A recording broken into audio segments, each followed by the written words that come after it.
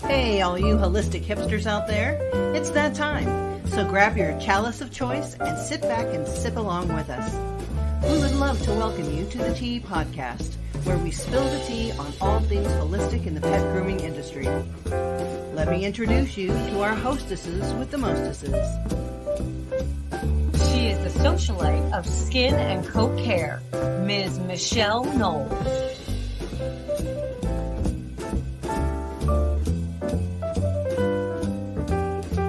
And the queen bee of all things oily, Ms. Melissa Conti-Dieter.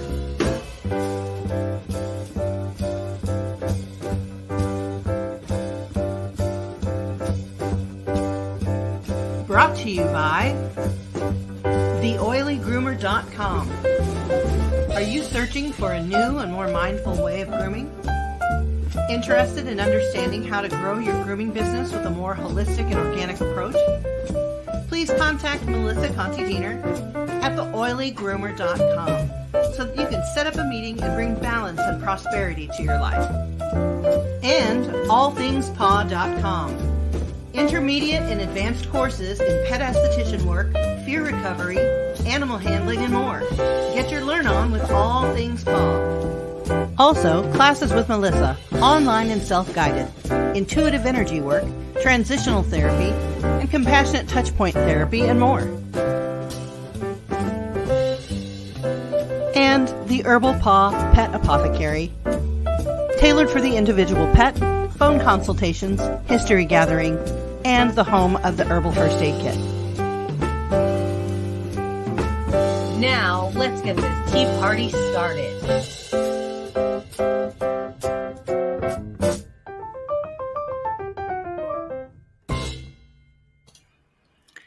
All right, my precious.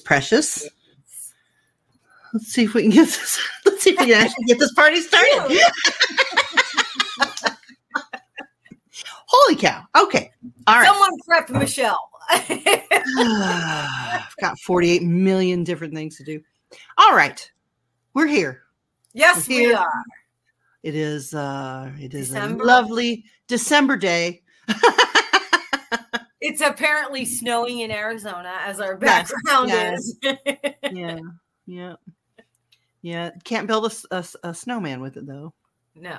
That's for sure. Unfortunately. No, I'm happy it's not. I'm happy it's not snowing here in the Phoenix metropolitan area. I kind of like it warm. Yeah, me too. So speaking of warm, what's in your cup, Michelle? Okay, she's picking on me, and we're into transparency here. Okay, so when we started this, we've already been through the intro and the whole 9 yards. We had to redo everything because I didn't even have my teacup. I had nothing. It's okay. The show's name is The Tea. Michelle forgot her tea this morning. Whatever. Okay. Human. So today I have my cup. Life is better after tea, because obviously it is, because before I didn't have tea. Yes. It's better. That cup is very apropos.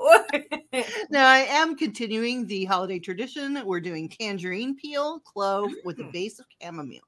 Oh, yummy. So that's what I'm doing today. Want to see what's in my ginormous holiday? I have to. Merry and bright. My big giant cup. This is she's probably just drinking vodka. Truthfully. Yeah, I wish. I'm more of a rum chata. Okay, pirate. I know. Yes, arg. That is my drink of choice to sit on a beach in the summertime with a rum chata. So if I was a pirate, I would be a beach pirate. So this is a beautiful black tea with some cardamom and turmeric and a little cinnamon. And I even threw a little bit of vanilla in there just for some. So you've got the warm and hot pack there. I need it. I've been just fighting off this ugliness that is just a cough and lingering yuckies. So I'm hoping that this is just going to continue to help be a good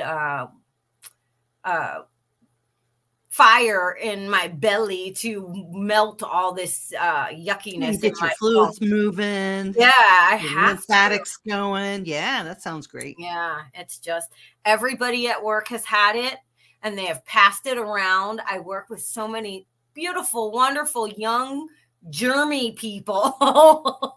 It's true. And nowadays, just everybody's so germ conscientious. And I think we have to probably pull back just a little bit because we're going to do what antibiotics are doing. We overuse them.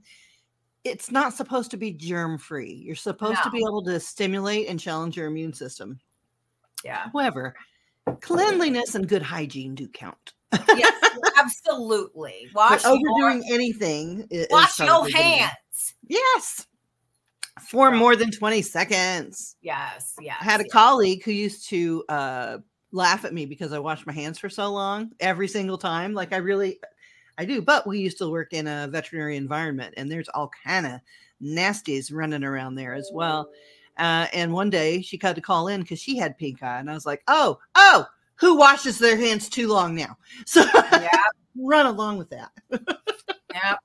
Make sure you're washing your hands. Everybody's touching everything and wipe off your surfaces, your contact surfaces. Yes. It's not just a matter of washing your hands because everything around you is coated in ick. So just wipe down the things, wipe down your doorknobs, things that people touch, the remote, wipe down your remote. I have a spray bottle in the salon in the classroom that I make up with some just regular rubbing alcohol and a smattering of lovely antifungal, antiviral essential oils that is aptly named smell good stuff. I like it. And I like it. Spray that around the room when I before my students even get there, as soon as I get there in the morning, and then I turn the fan on so that it can blow all that around and just kind of cleanse the air. Yeah. So 'tis the season. We are in the season for us to share love and goodwill and germs. So take care of yourself. Yeah. Thank goodness I don't have little children or even little grandchildren, and they don't really live in the same state as me because the children, they go to school, they run around, they touch everything. They don't wash their hands very well just because they're not in the habit of doing it. And man, they can just bring home all kinds of precious things. Yes. So, well, and now there's it's almost like RSV for the dogs that we're seeing this going around as well. So same thing, keep your surfaces clean, wipe your pets off if you've taken them out to the store with you or out places. Wipe their feet. Wipe their feet and little faces and keep them clean as well. Keep their bedding clean as well. Yeah. Because they do get the yuckies just as much as we do. Absolutely. Yeah. We want to try and keep their immune systems up. So Noni is here to keep my spirits up today. Aww, she looks like she needed a hug. Yeah, she's a needful creature, but that's okay. So am I. So what do you think our topic is today? Show us, Michelle. Dazzle us with your technology. Yeah, there you go. We've got it. Yeah, dogs in white dresses and cats with string, our favorite things. Yeah, we didn't have the music because we didn't want to be copyright flagged. So we didn't want this whole thing. Few of our favorite things, and that's it. I will make an attempt because I will. Small children and even large animals will cry and run if I sing. So yeah, please stop. That's how I becken the underworld is when I sing. So You bellowed. Yes, we won't do that right now.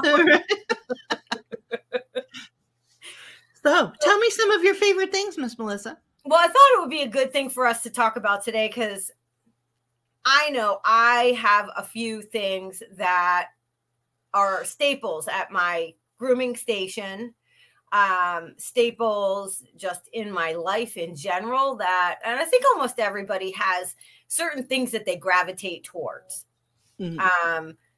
So for me, my number one favorite grooming tool is my wall bravura, which I'm getting ready to order another because I had probably 5 and I have used them down to their nubby batteries, no longer carry a charge, or so I'm about to order another one. But because I have such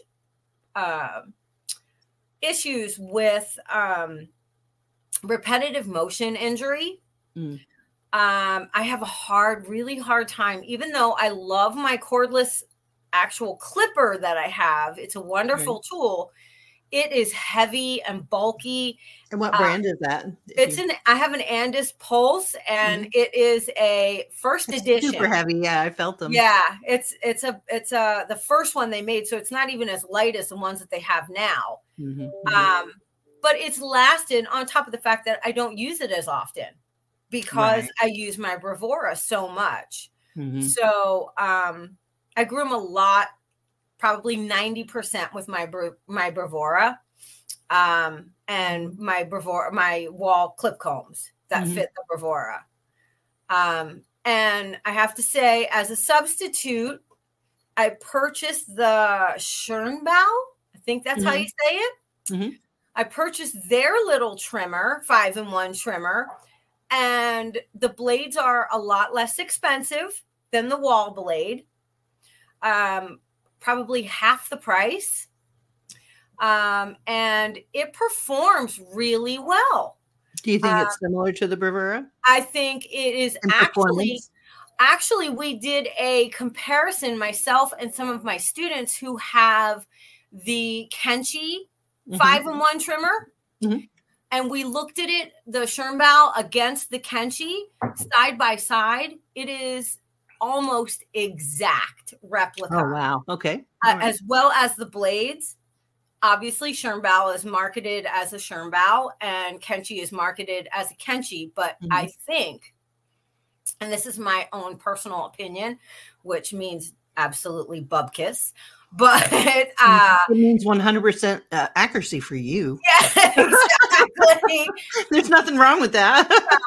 And we looked at everything, like we literally put them side by side, did a comparison of the blades, and we just think that it is manufactured in the same exact way, but labeled, which so many companies across the board do that. Sure. Yeah, absolutely. Now, is the charging base very similar as well? Absolutely. Everything is interchangeable. That's what I meant. Yeah. Okay. The blades can be used interchangeably.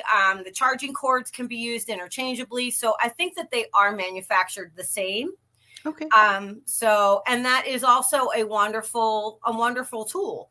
I've seen the Kenchi one and handled it. And I think it's really beautiful. Oh, yes. But I'm just all dinosaur-y and prehistoric. In my hand only fits, my claw. My claw only fits certain instruments now. And I think the older you get to, and if you're at the tail end, you like what you like. It fits your hand. And that doesn't mean those are the best. That just means that they're the best for you. You know, you groomed over. Everyone's hand is different. Everybody's arm reach is different. Their joints bend a little differently, so it is so personal. Tools are so personal. I recommend every beginner really do save up some money before you make any big purchases. Or ask people what is the best one. No one can tell you what the best hand tools are for you. No one. They can make suggestions. But unless you go to an expo or somewhere and just start putting all those tools in your hand, you will never know how you can absolutely fit those tools to your techniques. I think that's really, really important to remember. Otherwise, you spend precious money that you don't have yet. At the very beginning. So absolutely get your hands on as many tools as possible. I tell the students that all the time is not to make huge expenditures. Some of my my favorite shears are little 4-inch shears that I've purchased because I work on little pocket sized dogs. So the big giant poodle shears don't serve me anymore. I don't do those breeds. But I tell my students all the time, do not invest in super expensive shears and tools when you're first beginning. Start out with a lower grade because your technique is going to be perfected over time. Wait until your technique catches up with the quality of those tools. And at the very least, you need at least a good solid year to build up your wrist muscles and your hand muscles in order to hold a shear properly to know if it's even a good shear or not. Right. You know, it does take time. You know, some people have been doing it a long time, have been doing 4-H grooms, you know, in their younger years, and they've come up in the show world. So they've already got those muscles. So they basically know. But even so, even if you go to just the best groomer that you love and they're on Groom Team USA or they win a bunch of competitions or whatever, you go, oh, I want to use the shears she uses. The reason she uses those shears, or he, is because they fit their hand. Right. And that's the one they choose. All the shears out there are good shears. Now, there are low-end steel, there's high-end steel, there's different ways to hold them, different shanks, and this, that, and the other. But we're so individualized that every single shear out there isn't for you, you know? And you see people who just hoard shears, which I get it. I get it. I get it. You want 1,000 shears by the time you're dead. I get it. But do you need 1,000? I'm just saying. I'm throwing it out there. Don't hate me. Don't come for me. I used to be like that. And I just downside when I stopped grooming being a full-time 100% all-in groomer. I had to go through and I sold a lot of my large shears, my poodle shears, my just things that I just was absolutely not using. Right. So it's, you know, it's a lot. Another favorite thing of mine that goes back to shears is the company Groom House does amazing videos and all sorts of free lessons as well on YouTube. One of the videos I utilize is the one on shears where my absolutely all-time favorite human being / groomer is Jonathan David. And he does a amazing job at explaining what a shear even is and why, all the who, what, where, whens, and whys of shears. Even though he is a Kenchi representative, he is not necessarily hawking his brand. Well, I've heard his spiel when he is selling shears for Kenchi, and he really knows his stuff. He knows how to measure the hand to the shank, how the person fits it. So he's a very good fitter of shears. So he's one that I would absolutely go to if you're at a show and just say, hey, can you show me about shears? Can you help me fit one to my hand? Because he knows what to look for. He knows how you're holding your hand. Another one, if you're in Dallas, Texas, Pam Lauritsen is the queen of fitting shears to hand. So she will absolutely give you some pointers as well. So another favorite thing is for me is, even though I have not been able to teach myself how to use them, are the evolution shears. Now I have seen them in action, and I have seen groomers who have had injury, you know, carpal tunnel and issues. I just don't scissor that much anymore. But I have seen them, and that I think that if I was able to go back to full-time grooming, I would have my hand fit for one of those. They look like they just are amazing, but it's a whole reteaching of how to utilize that tool. So that's the swivel shanks, and those are literally, you know, fitted directly for your actual hand. So that's another one to look into. So those, for me, my favorite shear are my little tiny shears that I use, my little bitties to get into these little tiny faces and little squatty legs. I primarily do Shih Tzus and small breeds.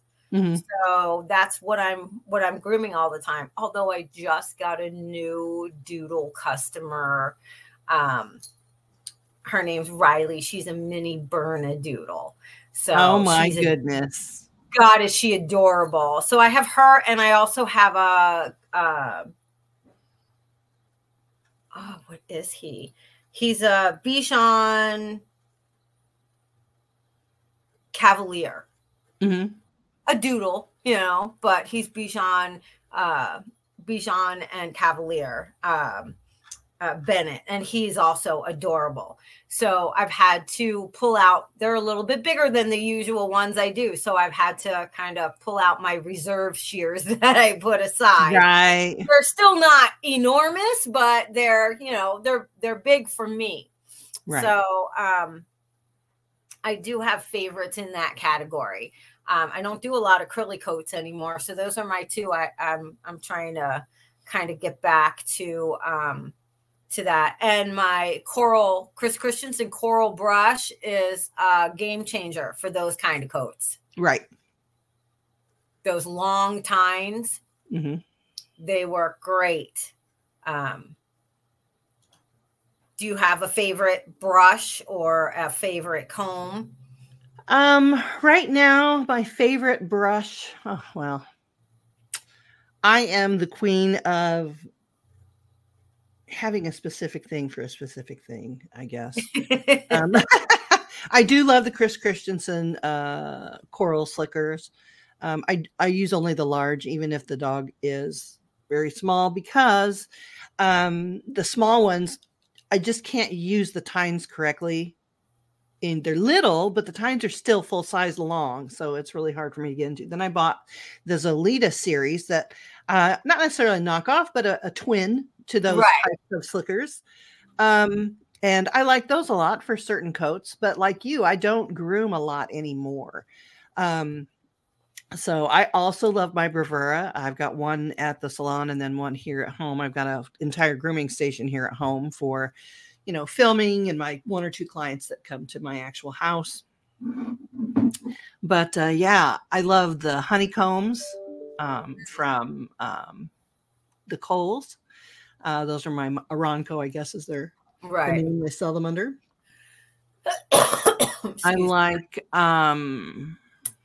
let's see. I do like the Zelita combs. I do have an Utsumi Half Moon that I rarely use because that was for all the Bichons that I was doing, and I don't do those anymore.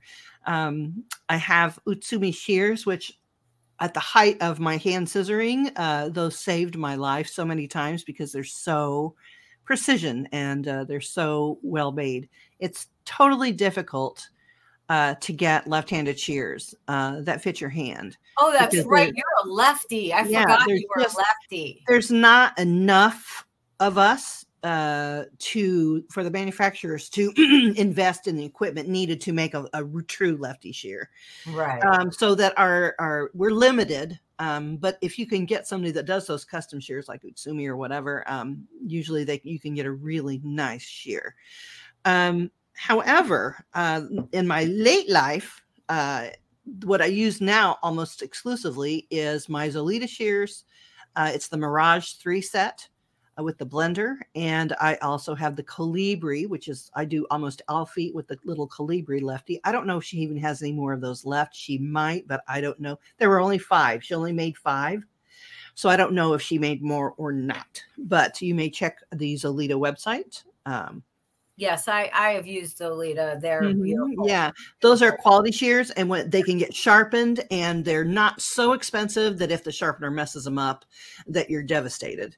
Right. You know, but my Utsumis, you can't just send them to whatever sharpener. You have to actually send them back to Utsumi in California, Utsumi America, and they have to be sharpened underwater.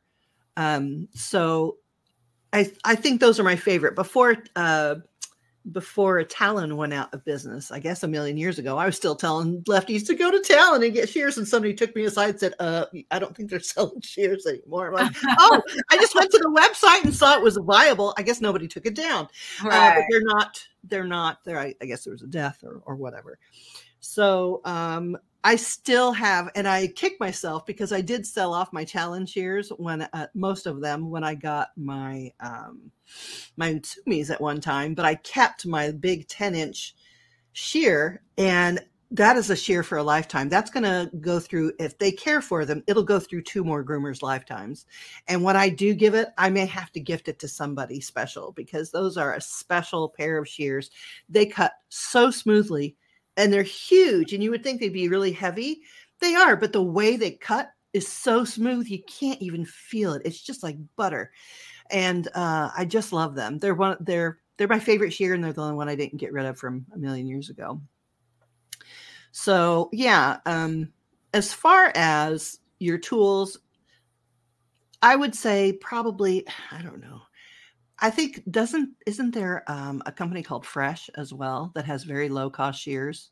I don't know. That's good. I think there are. I met them a few years ago, and I hope they're still in business. You can tell I don't buy equipment that much anymore. Well, and on top of the fact that when you invest in quality, yeah, and we're at what I would consider my end game. I'm not at the beginning of my game, so we're taking strategic moves to choose equipment that we know is going to last us, because we're not looking to change up. Our form and function is not going to change that much anymore. We're at where we're at. Mm-hmm. So I do want to. It just reminded me, let me just say this. It just reminded me of like my favorite comb, which I know you know which one this is. It's the shedding comb, the Chris Christensen shedding comb, which now there's lots of dupes. Does it have that like silicone or rubbery thing in it? No. It's all the different shape tines, and the teeth are all like different lengths all to get those different layers at each. Yes, to go through, and it's a great tool for dogs and cats. A million years ago, Michelle and I took a course together, a hands-on course, scissoring course, with a very well-known teacher. She knows what I'm going to say. And I was doing this beautiful little small doodly-ish thing. Oh my God, I died. Pie. And the educator, the teacher came over to the table again, who is very well known in the business. And she was like, oh, this looks great. This looks good. And she's like, where's your comb? And I handed her my comb, and she just gave me a ration of. Oh, it wasn't over the comb, though. It was over the shear. Was it my shear? I thought, no, she told me that was a cat comb.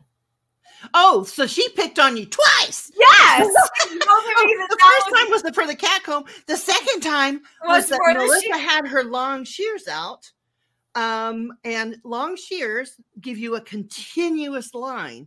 Right. So they are good, even sometimes for an underline, just for a snip, because they really give you that without having to make chops in it. And then you go back and have to fix all the chops. That long, beautiful, continuous blade is going to make one beautiful chop, and your eye doesn't leave that. So it stays very, very nice.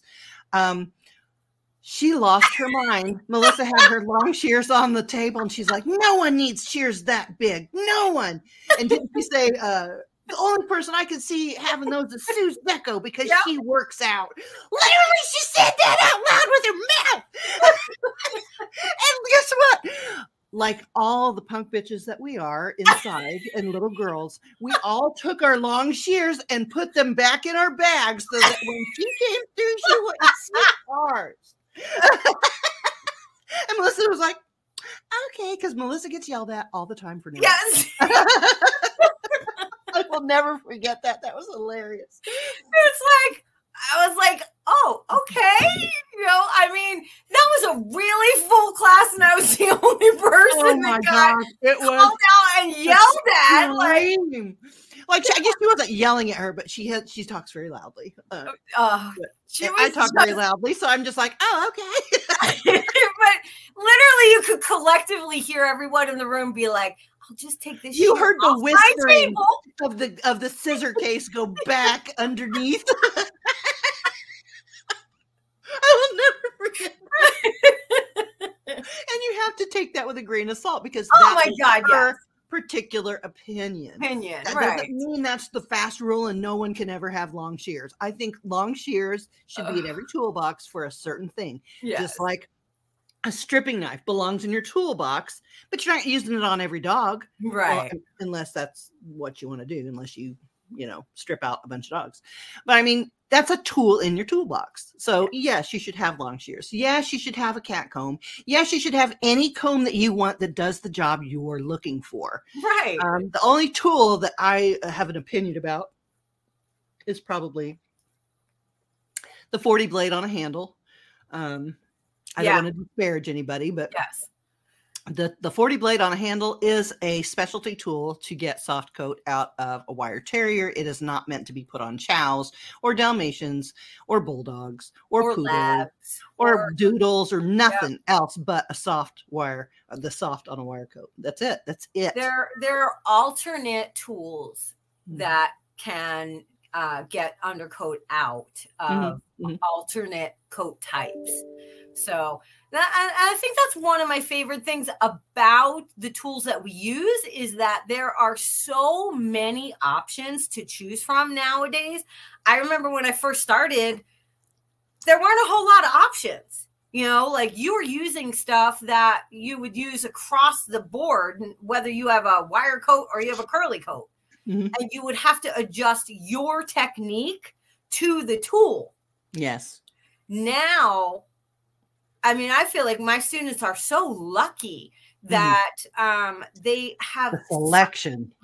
Such an abundance of things that it's almost like, I tell them constantly, if you're going to purchase something, make sure that you know what the return policy is and how long you have to return it, and then actually use it. And if it does not fit your way of grooming, return it. Because how many of us go, oh, I love this. It's pretty. It's shiny. It's new.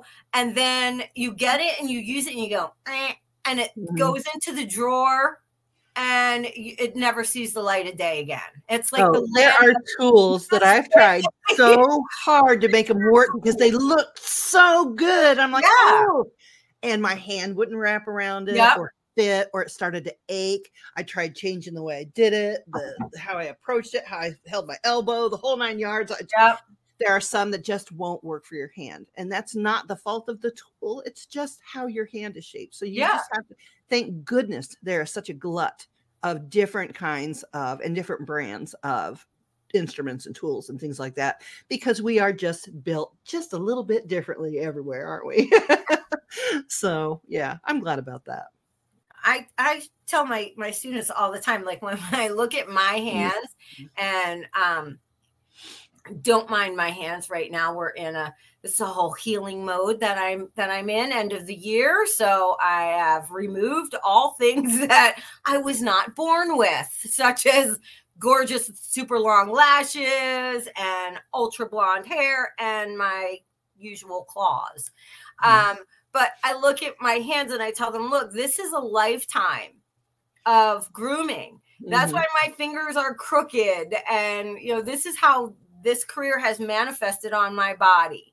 So you have better tool choices now. You have better instruction even now. There's so many places to go. And another of my all-time favorite things is the fact that you can go literally on YouTube and see 100 different ways of doing the same technique, or the same thing, right. And I'm like, and you don't have to wreck your body. You can take care, and you can have electric tables that go up and down. I remember when I started, we used to cut PVC pipe to fit the bottom of the leg. I'm short. I'm not even 5'2", it's like I'm just over that five foot mark. And it's like, and we used to put the big dogs on those tables. I used to Yep. groom for the Newfie Club. Yeah, And that's crazy. yeah, and man, you know, it's like I just said, starting to get colder here in the 70s now, in the 50s at night, and I'm always like, oh, my rotator cuff in my grooming arm and my holding arm. So it saves Alma fingers, Alma wrist, Alma elbow, Alma hair, Alma toe, ow, ow, ow. You know, I think the old timers have groomed long enough to where we have tried all the things, and there is a cohesive way of starting out your grooming career so that you have the longest shelf life possible. Now, when I started, I didn't have that. I developed a ton of bad habits. People yell at me all the time. You know, it is what it is, and we live through it, and we deal with our choices, right? But nowadays, all that information is so available to you. Even the amount of classes that we have nowadays is astounding. When I first started, there was nothing. There were 98 titles in the library, and all of them were those dumb little, meet your Yorkie Terrier. Yeah. That's it. There was no grooming manuals. I'm sure there were. I just didn't find them at the time. But I mean, now you have several different. There was 2 books, the Gladstone books for poodles, right? Yeah, you know, and then we Dorothy Wallen. There was that, right. The Art and Business of Grooming, right. We have those kind of things, but and then later they you just mentioned them, the Aranco company and the Kohl's, the Kohl's, and then they came out with a grooming guide. But I mean, we live, most of us, and I teach from it, is Notes from the Grooming Table. And I teach from Pam Lauritsen's Super Wonder Coats or Super Coats or whatever it is. So, I mean, there's so much material out there for you to better yourself.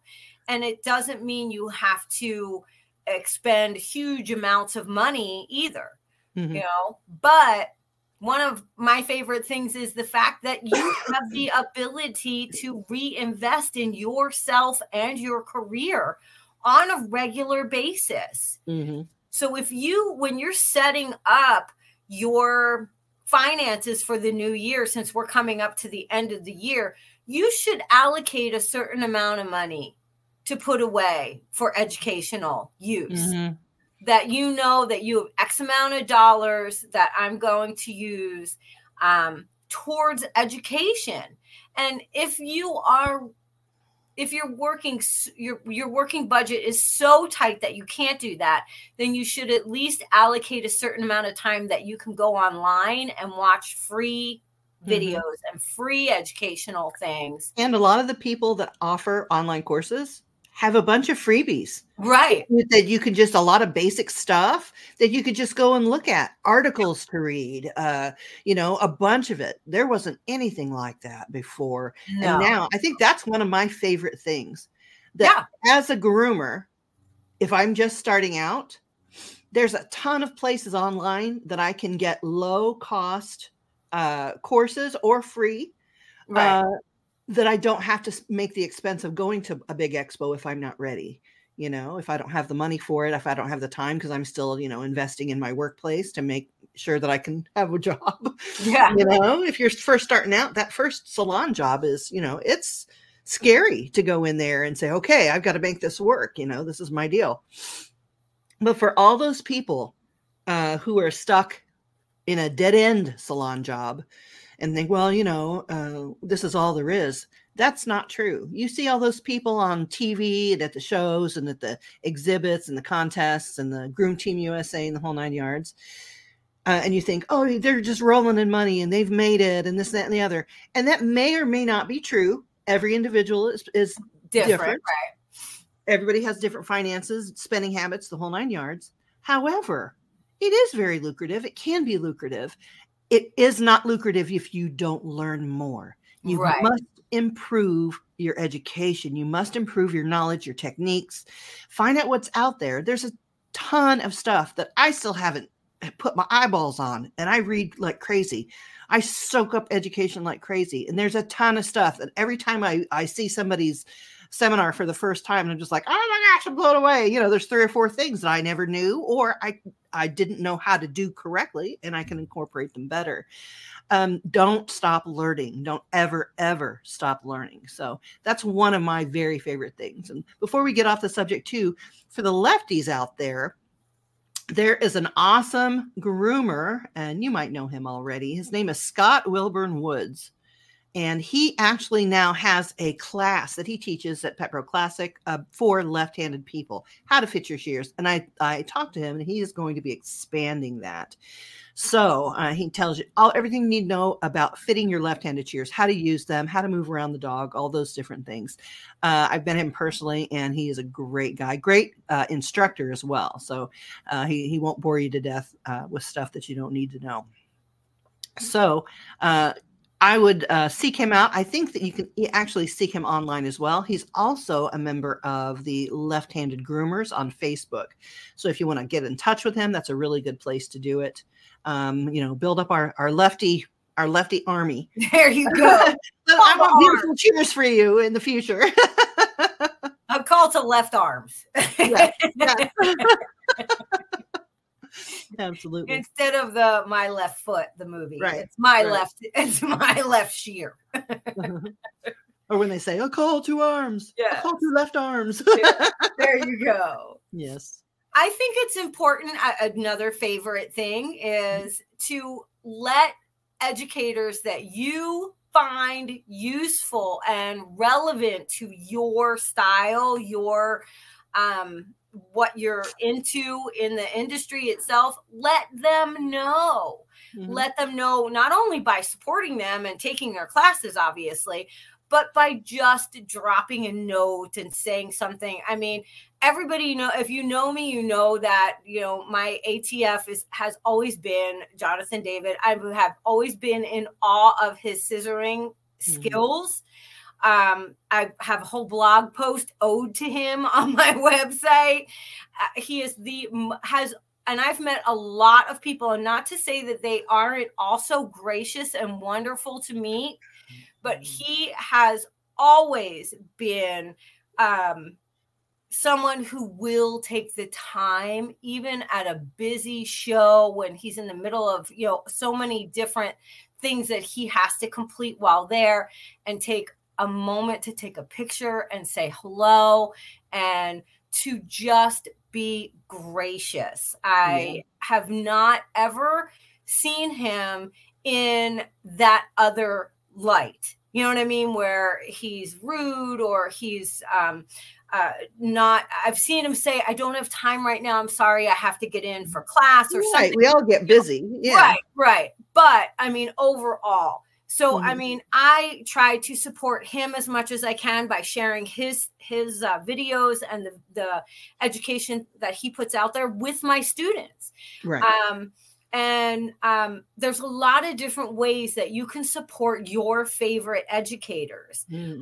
Just by passing their name along to another groomer that you could say, hey, you know, they have a YouTube channel, they have free information as well as paid classes, or and information and whatever. Yeah. Or even like Mary Aquendo has a subscription.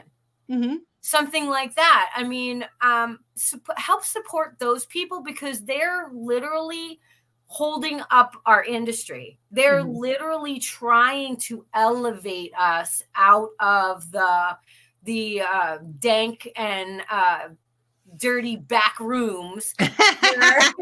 Dirty bra strap. Yes, you know, and get us out there of days when, you know, you weren't allowed to talk to a groomer, or nobody sees the groomer, and everything is done behind, you know, closed doors, where we're trying to bring this out. Yeah, and you have to understand also that the people who give you education as well as groom are working 28 days a week. Yeah.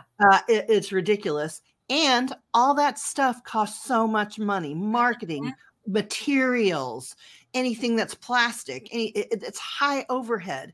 So this is how they're making their living. You make your living by doing dogs. So if you get a no-show, or you're not getting any bookings and getting one dog a day, are you paying your mortgage? Right. So education is important to the industry, and education is all. You can support that education by supporting the educators. They're trying to make a living too, and also pay their mortgage and, you know, put their kids through school or whatever it is that they're going through as well. So the people that have chosen the challenge of educating our next generation of groomers are very hardworking. It is not as easy as it looks. It's not just a matter of standing in front of a camera and saying all the things that you know. It has to be cohesive. It has to be understandable, and it has to be understandable to a wide variety of intellects. Right. That is a challenge, you know, and, you know, it's a worthwhile endeavor, but support your local groomer, support your local educator, support the people who are judges, support the people who are support staff, who get the dogs for us at the expos, Right. all the people who are behind the scenes and don't really have their name in the credits. You would not believe the machine that the grooming industry is becoming. And that's also my favorite thing. We're on the cusp of becoming real. Yes. My fingers are quoting, unquoting. Yeah, air quotes. But we are really on the verge of becoming a real profession with respect and recognition. Yeah. You know, by others in other industries. So, I mean, the people that are working hard in the legalities, the people who have your state association, frequent them, support them with your dollars, go to their educational seminars. You know, if they are also making products, support them with the products. If the products aren't any good, give them feedback. Feedback. So oh my goodness. Yes. We all want feedback so we can die by that. Mm-hmm. We want so badly to be able to share what we feel like is our purpose. Mm-hmm. And so when we don't get any feedback, it's very hard for us to change and grow, and it's just up to us to be like, okay, well, this was last year, and this year I guess I'll switch this up or whatever. Mm-hmm. But when you say, hey, I took your class, I enjoyed it, but these are things I think I would change, or these are things I wish you would have discussed, or topics, mm-hmm. even for us on the podcast, send us topics, please. Yeah. You want us to talk about something? We will talk about anything. Right. I mean, literally anything. And I mean anything. Yeah, but that's truthfully because we want to meet you where you are. Absolutely. Yeah. And I mean, even though we've both said that we are no longer full-time grooming, and both of us still groom. I groom from home. I have a home studio, and I've posted little videos here and there. They throw me a dog every once in a while on crazy busy days at Twin Tails at the academy. We have people out sick, whatever. They'll be like, hey, can you take this? So, I mean, I still get to work on dogs that I've never worked on before, you know? Mm-hmm. And so that keeps me fresh as well. But I still live for that client feedback when I take that dog up there and, you know, oh, they look great, or the indifferent one. Thanks. Right. You know, so I still feel like that. So for you to give feedback, that is a gift to us.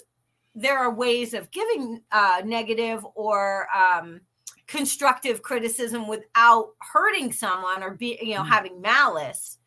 But a critique doesn't mean that you just insult the product or the person. Right. It means that you give feedback, critical feedback, in order to improve the service or improve the product. Yes. So if Melissa had a service and I availed myself of that service and she wanted feedback, I would give feedback like, okay, yeah, I love that you were, it's on time. I love that I can book online. I love that this, that, and the other. The only thing I didn't like was it was difficult to find the time zone. It was difficult to, and you didn't mention this. And that's one of the questions that I had. So if you forget to ask a question, that's kind of on you, but we could absolutely prompt you in that situation, bring your list of questions so that everything is thorough, things like that can help us improve our service. If it's a class, forthright. Yeah. If it's a class, if there's something in it that you didn't see or hear about, send a note to the instructor. Let them know, hey, I was hoping that you would touch this topic. Is there a reason? And they might go, oh my gosh, I have a whole section. I forgot it. It was whatever, or I'm developing it, so it'll be included in the next thing. That type of critique is different than a criticism. A criticism is something that's hurtful, that doesn't improve the product or service. So if you think about it like that, you can kind of get a handle on it. One of my other favorite things are up and coming educators. That is one of I work with a wonderful groomer who is just starting to get her foot out there, like taking that leap out. Her name's Yolanda Farland, and she is at The Modest Groomer on Instagram. And I think that's what she is on TikTok too. I think that's her handle on there. But she's an amazing, both feline and canine groomer, and just starting to get out there and educate. And we don't have enough groomers, and we really don't have enough educators. We really need fresh faces, fresh ideas, new concepts. And so I applaud all of those that are stepping forward to say, hey, I really want to teach. I may not be 150 years old like Melissa, but I have something to say. And you do, and it's needed and it's wanted. And it's important that you step forward. If you have that in your heart and on your soul that you really want to teach, then you really need to pursue that. I have to say, about 7 years ago, I made my goal that I was going to teach more and actually physically groom less. And I'm actually doing that. I'm amending it at all times. You know what I mean? Michelle knows exactly what I mean. But, what's your name? My name is Edit. That's what my name is. But I'm doing it. I created that reality for myself. Is it easy? Hell no. No. And I still think about whatever I make when I sell classes online, or if I do a class or a speaking engagement or whatever, my groomer brain still thinks about it as that's just the amount of dogs I would have groomed. I count everything in haircuts. It's true. It's true. So if you have that on your heart, definitely start to step forward. Yeah. If you're excited to share things that like, oh my gosh, I just learned how to groom feet. Like, teach somebody. Yes. Teach somebody. Be one, make one. Be one, make one. Be that one, make 5. Be one, make 10. Yes. That's my favorite thing, is when my students that graduate and then they go out onto the floor, that they've been offered a position, and now they're out on the floor and we have a new class, and somebody in the class is struggling with something, and one of my students happens to have come back in the classroom or be right there, whatever, and they'll be like, oh, I can show them. And I'm like, yes. Score. That one goes on my karma card. One of my favorite memes is, make your team so strong that clients don't know who the owner or the manager is. Yes. That's what I'm talking about. That's what I have at the salon that I have created for this new owner. They amaze me every day. I am so proud of Spa La Pa. Shout out. Whoop, whoop, girls. Yes. You amaze me every day. I am so proud of that salon and all your hard work and your accomplishments. I am blown away by your professionalism. You make me look like a trash hound, and I am so happy for you guys. Every time I walk in, it's just like a dream come true. You've made my last salon consultation before I left grooming a dream. You have made it a dream. I feel pampered and cared for as I'm walking out of your door, and each and every one of you have a very special place in my heart. And that is something that is not usual. So for people like you and I, that we do not own our own salon. And that's a big question that I get a lot. Why do you work for someone else? Why don't you have your own? Sometimes having your own isn't necessarily the answer. Correct. I think one of my favorite things is that I know when I show up what I'm there to do, what the parameters are, and that I'm blessed to work for someone that allows me to be all that I am. And if you know me, you know I'm a lot. So yes, quite a bit. Yes, I am. And they embrace that and they allow that, because I see everything as a teachable moment, whether it's another groomer or it's a client. And they allow me to express myself in that way. And they appreciate that about me. And so if you are somewhere and you do not feel like you are being appreciated for who you are, then that's an important thing that you need to seek out an opportunity for yourself, that you feel value in your position. Doesn't necessarily mean that you have to own the salon. I've been there. I've done that. I've had my own salon. I prefer this. This is, for me, the perfect blend of me being able to work with an actual class and then work with other groomers on varying levels of experience that I still am able to learn from and give to. So that works for me, but you need to find your favorite spot, your place where you feel your purpose is fulfilled. You bring up a really good point too, Melissa. I have a large portion of my career has been working for someone else instead of owning my own salon. I have owned before, but if your end game is to have that brick and mortar or that business or whatever, and you're going to ride that until retirement, that's great. Yeah, that's fabulous. That's a lovely career and very lucrative, and you can have everything you ever dreamed of by doing that.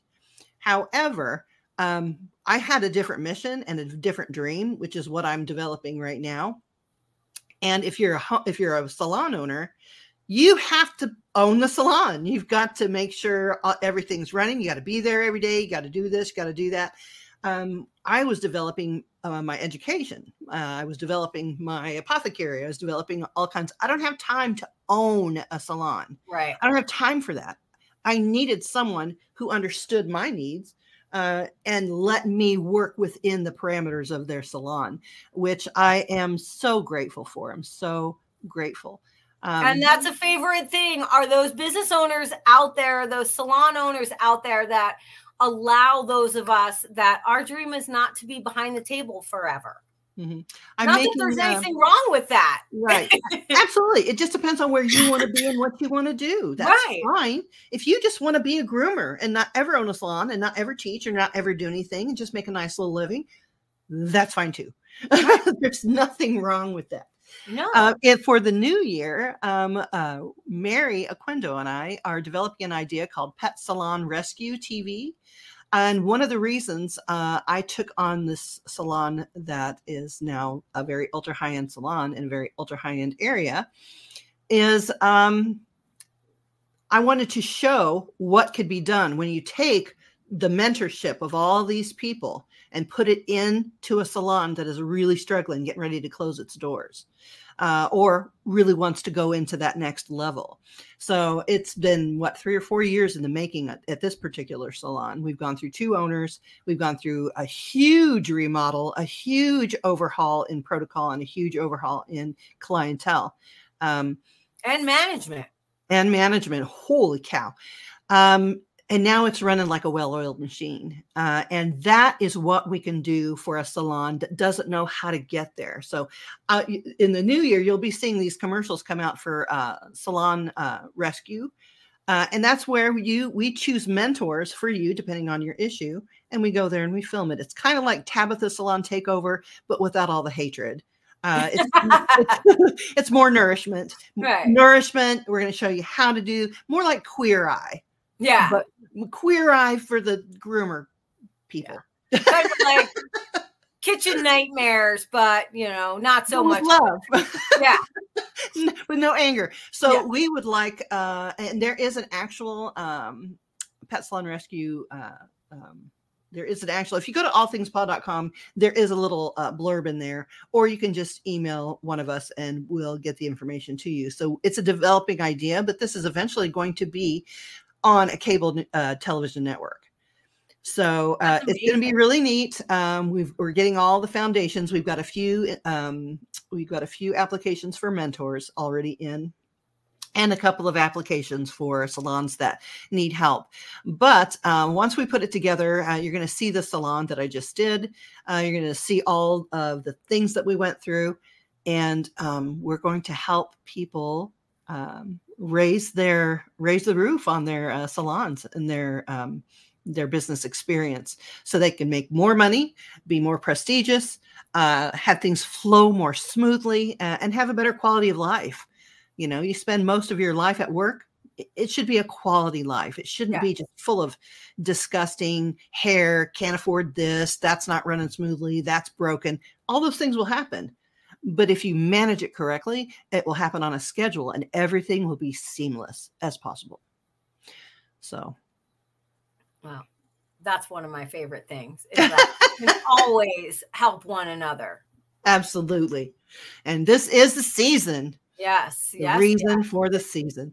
Yep. So we're rounded up our hour, and this has been a good episode. I really enjoyed talking about this stuff. Me too. I think that we don't talk about these things. I think these things get left to the side because everybody is wanting that perfect Bashan head, myself included. Or the perfect product, the perfect shampoo, the perfect foot. How do you do that pompon? How do you, on and on. I will say this, and I tell my children this all the time. There is no such thing as perfect. There are moments in time of small little glints of God perfection. Only gives us glimpses of the state of grace. Because we can't live with perfection because we're still human. Because this is not perfected yet. No, so not take at all. it when you have it and appreciate it and see it as the blessing that it is, and know that it's not going to last forever. So just figure, this is what I did to get here. So now this is what I need to do to get here, because it's a constant plan. Right. So, and that's one of my favorite things, is the ability for us to help each other see perfection, where sometimes all we can see is chaos. Mm-hmm. And my best, most favoriteest thing as we send out, that would be dogs. I love dogs. I love dogs a lot. People who know me know how much I love dogs. It is an obsession and a love for forever. I've loved them for thousands of years, and I will love them for thousands more. And yes, I'm quoting that song. I love them so much. But anywho, Melissa. Yes. Until next time, Absolutely. May your next sip be just as delicious as your last. Yes. And have a merry, merry. Yeah, and I'll even play there. That is my last sip too. Oh, yeah, look at I'm all out. Time for more delicious. Tea. Time for more. And then guess what? Get back to work, Melissa. Yes, I know. Back to the grindstone. I love you so much. And we'll talk to you.